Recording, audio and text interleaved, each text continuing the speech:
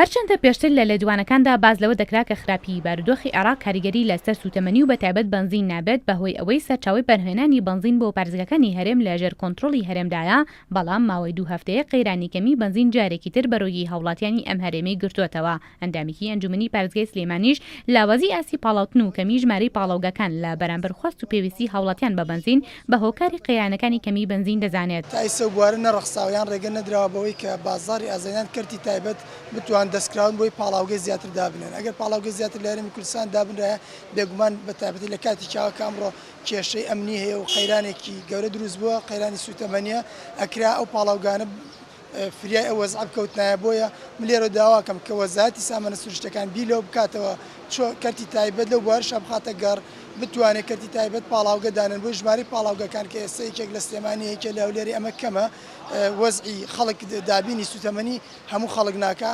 ژماری پاڵاوگەکان زیاد بێ بێگومان بەشێکی زۆر لەو قەیرانی سوتەمەنیە چارەسەر بێت. هەر سەبارەت بۆ قەیرانی سوتەمەنی لە هەرێمدا سەری هەڵداوە، ئەندامێکی ئەنجومەنی پارێزگای سلێمانی لە لێدوانێکی تایبەت بە کورسات نیوزدا دەڵێت پێدەچێت کە وەزارەتی سامانە سروشتەکان نرخی بنزین بەو شێوەی ئێستا نەهێڵێتەوە. ئەوەی ئێمە زانیمانە سامانە سروشتەکان بەنیاز نیە جاریشکە بنزین بداتەوە بە 500 دینار. جاریشکە سامانە سروشتەکان بەرنامەی نییە کە بگەڕێتەوە دۆخی پێش ئێستا، بەڵکو بنزین بە گرانتر ئەفرۆشێ. لەگەڵەوەشدا پێویستی هەرێمی کوردستان 6 ملیۆن و 500 هزار لیتر بوو بە پارێزگای سلێمانی بە دیاریکراوی 2 ملیۆن و 500 هزار بوو. مە پێشووی ئاوارەکان بێن دڵنیام ئێستا بە هاتنی ئاوارەکان ئەم بڕە زیادی کردو بۆ ڕەنگە گەشتبێتە 3 ملیۆن.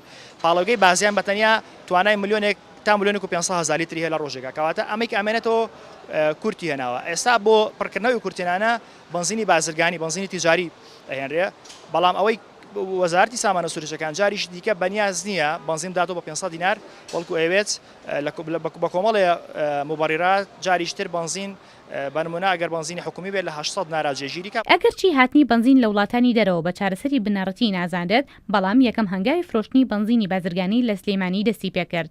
لەم ڕۆژەوە ئێستا وەکو خۆشتانی بێنن لە بانسخانەی قەیوان دەستکرا بە دابشکردنی بنزینی بازرگانی بەسەر هاوڵاتیانە کامە بەشێک لە کێشەکانمان کەمەکاتەوە. ئەوەی جێ ئاماژە بۆکردنا بۆەوەی هاتنی ژمارەی زۆری خێزانی عەرەب لە ناوچەکانی خوار و ناوەڕاستی عێراق پێداویستی بنزین لە پارێزگای سلێمانی ڕۆژانە گەیشتووەتە 3 ملیۆن و 500 هزار لیتر بنزین. هێشو ئەحمەد، کورسات نیوز، سلێمانی.